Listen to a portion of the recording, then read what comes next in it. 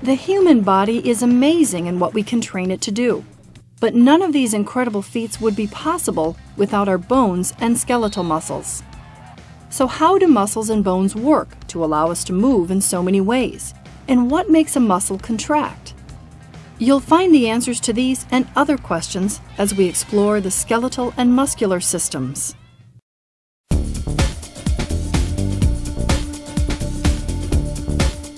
Not all organisms have skeletons. Single-celled organisms, like the amoeba and paramecium, have no need of a skeleton. But as organisms become more complex and increase in size, they develop the need for a support structure of some kind. As an organism gets bigger, unless it's suspended in water, it needs to have some sort of a rigid framework. And that allows it then to move that rigid framework to produce movement for the organism and to allow the organism to be organized so that soft tissues can be supported by something more rigid. Insects and crustaceans have an exoskeleton, a tough, rigid protective layer on the outside of their bodies that provides strength and allows for a degree of movement. Large, complex organisms, like human beings, have endoskeletons, skeletons on the inside of their bodies. Although the tough outer armor of an exoskeleton is missing, our endoskeleton still provides protection to our vital organs and systems. The skull completely encases the soft tissue of our brain. The sternum and the rib cage protect the heart and lungs from damage from the outside environment. And the bones of the pelvis cradle our internal organs. In addition to its protective function, the skeleton also provides a strong supportive framework to which all of the body's tissues are attached. A third function of the bones is movement. Our skeleton also plays a role in vital body functions, such as chewing our food to aid digestion and creating blood cells in the bone marrow. Bones are also reservoirs for essential minerals, such as calcium and phosphate. One final function of our bones, one you probably haven't thought of, is communication. Tiny bones in the middle ear transmit vibrations from the tympanic membrane to the inner ear, where the auditory nerve is stimulated, allowing us to hear. And a special cartilage forms the larynx that allows us to create vibrations that become speech. Along with the bones are the skeletal muscles that provide us with support and allow us to move. These muscles are called voluntary because their movement is under our conscious control. Involuntary muscles control vital body functions without our conscious direction, such as the beating of the heart, breathing, or the digestion of food. Muscles also play a role in balance and stabilization of the body. Finally, our muscles generate heat. If the body's core temperature drops below a normal 98.6 degrees Fahrenheit, skeletal muscles undergo uncontrolled spasms or shivers to restore the body's temperature.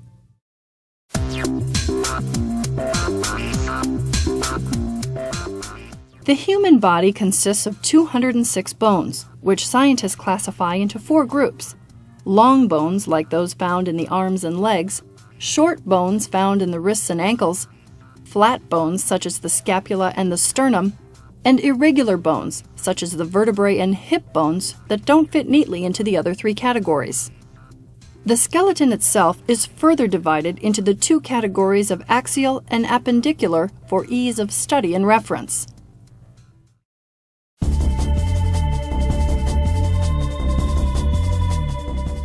The skull is the part of the axial skeleton that encases the brain and provides support for the teeth. 2 orbits on the front house the eyes. Below are the nasal bones and nasal cavity. Small air-filled pockets on either side of the nasal cavity hold the sinuses that connect with the respiratory system. The maxilla anchors the upper row of teeth. The jawbone or mandible holds the bottom row of teeth. Attachment points on each side are rounded and connected in such a way that allows the jaw a wide range of motion. It is this mobility that makes it possible for us to chew our food and talk, but preferably not at the same time. The cranial vault is made up of plate-like bones that meet at lines called sutures. The cranial vault, together with the cranial base, provides a secure cavity for the brain. An opening at the base of the skull serves as a point of entry for the spinal cord. The vertebral column surrounds and protects the spinal cord. When we are born, it consists of 33 separate bones or vertebrae, but as we age, some of these vertebrae fuse together. The 4 at the bottom form the coccyx or tailbone. Just above the coccyx are another 5 fused vertebrae that form the sacrum, the point of attachment for the hips. Above the sacrum are the unfused vertebrae. The top 7 cervical vertebrae are the smallest, lightest, and weakest vertebrae. Next are the 12 thoracic vertebrae. In the back, the thoracic vertebrae form the attachment points for the ribs. The 5 lumbar vertebrae increase in size as you move downward. The third component of the axial skeleton is the bony thorax or rib cage, which consists of the sternum or breastbone, the ribs, and the 12 thoracic vertebrae mentioned before. The first 7 ribs on each side are called the true ribs because they connect directly to the sternum through short pieces of cartilage called costal cartilage. The next 3 are called the false ribs because each is connected to the cartilage of the rib above it rather than directly to the sternum.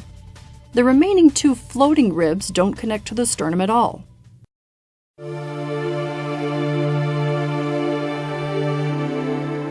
The appendicular skeleton consists of the appendages, or additional parts that are attached to the axial skeleton. The arms and hands are connected through a series of bones called the pectoral girdle. One of the most interesting things about the pectoral girdle is that all of the bones join together with very loosely fitting joints. This gives our arms and shoulders a very wide range of motion, much more than we find in the lower limbs. The pectoral girdle consists primarily of the clavicle or collarbone that is attached to the sternum on one end and the scapula or shoulder blade on the other end. The upper arm, also called the brachium, consists of a single long bone called the humerus. The forearm or antebrachium consists of the radius and the ulna. The ulna is slightly larger than the radius. The carpus or wrist consists of 8 small carpal bones that fit together almost like a jigsaw puzzle. The hand itself consists of 19 bones. The 5 bones of the palm are called metacarpals. If you make a fist, the knuckles are the ends of your metacarpal bones.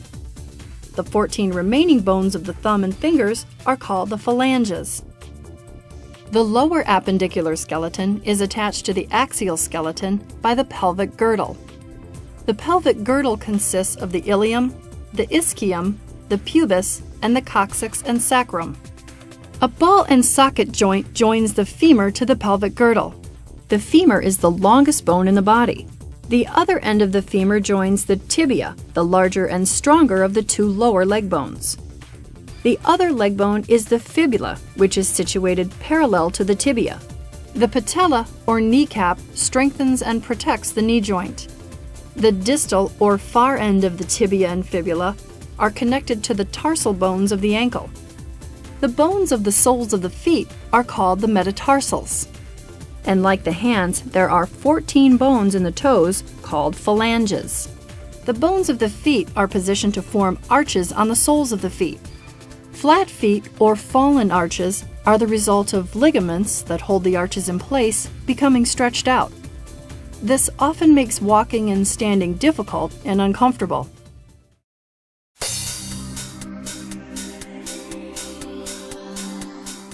The bones of the skeletal system come together or articulate at joints.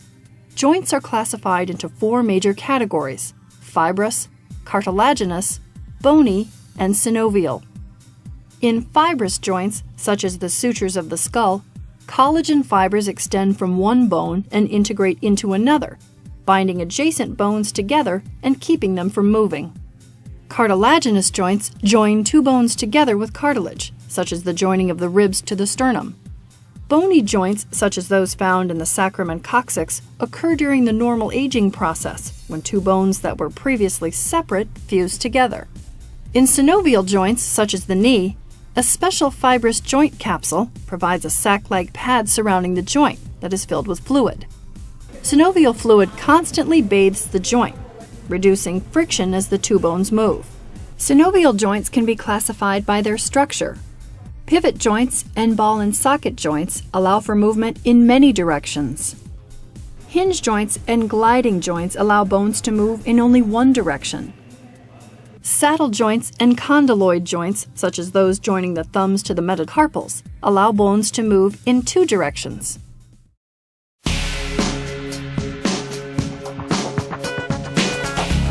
As strong and functional as the skeleton is, it wouldn't do any of us much good without muscles to move it.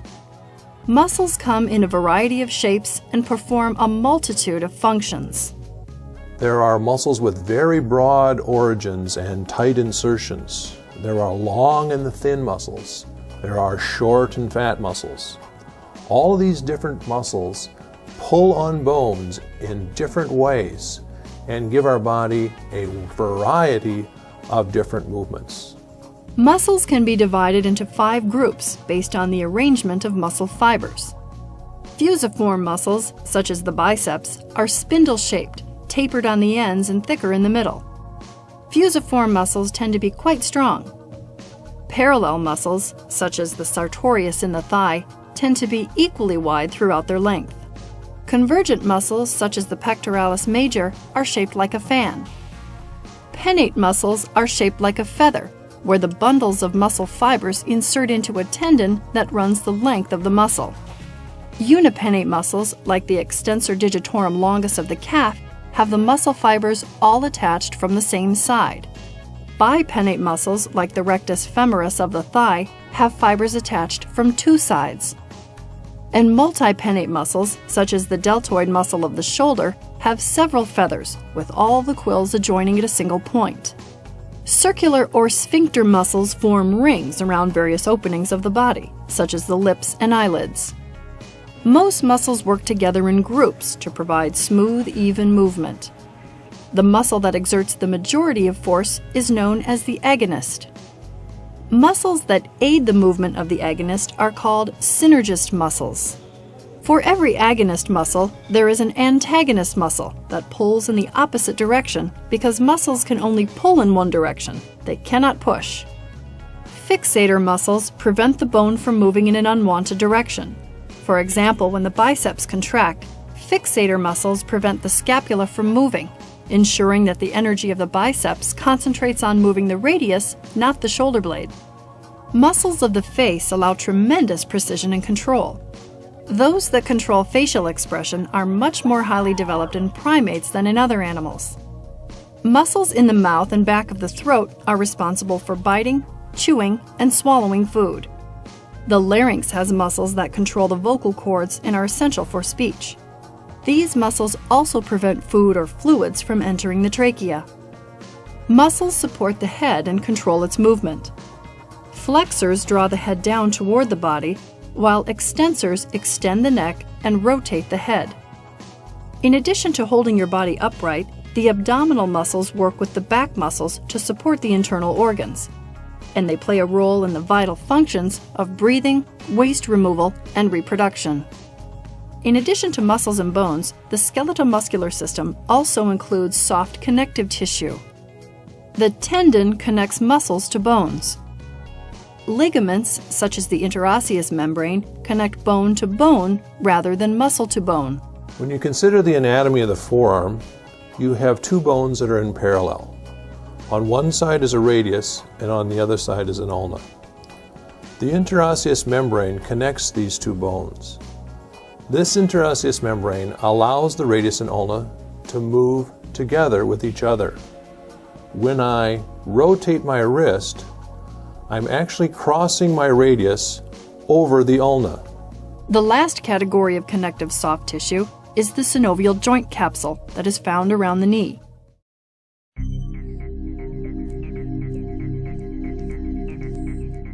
Bone is a composite material made of both organic and inorganic substances.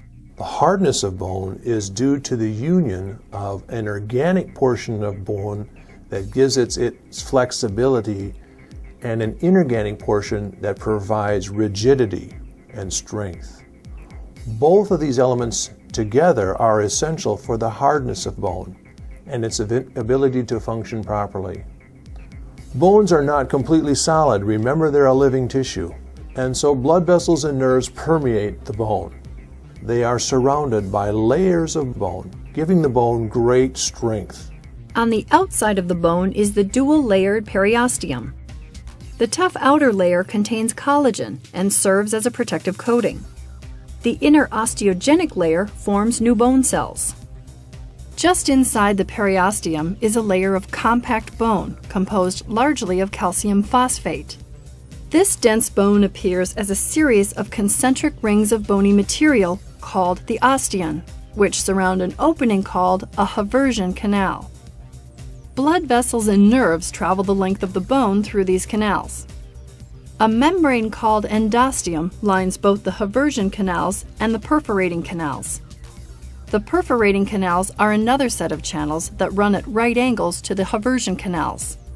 The endosteum also lines a large medullary cavity at the center of the bone. Unlike the periosteum, it is not as active in bone growth. The medullary cavity in the center contains the marrow. The ends of the long bones contain a different tissue called spongy bone that also has many spaces for marrow. Bones are composed of 4 kinds of cells: osteogenic, a type of stem cell; osteoblast, bone-building cells; osteoclasts, bone-destroying cells; and osteocytes, cells involved in communication and transport and maintenance of the bone matrix. Let's see how these cells work together. Throughout our lifetime, our bones continually reform, reshape, and grow. In some cases, they may break. When a bone breaks, blood vessels are damaged and blood leaks into the area, forming a hematoma or pool of blood that develops into a clot. Osteocytes, disturbed by the fracture, communicate changes in the bone to the osteoblast, osteoclast, and osteogenic cells. As blood vessels infiltrate the site, a soft fibrous granulation tissue is laid down, and a soft callus of fibrocartilage begins to form. Osteoblasts produce a hard callus that adheres to the dead bone at the injury site. They also form a temporary bridge of spongy bone to hold the ends together. Finally, osteoclasts act to remove any excess bone and callus. Within 4 to 6 months from the date of injury, repair is complete.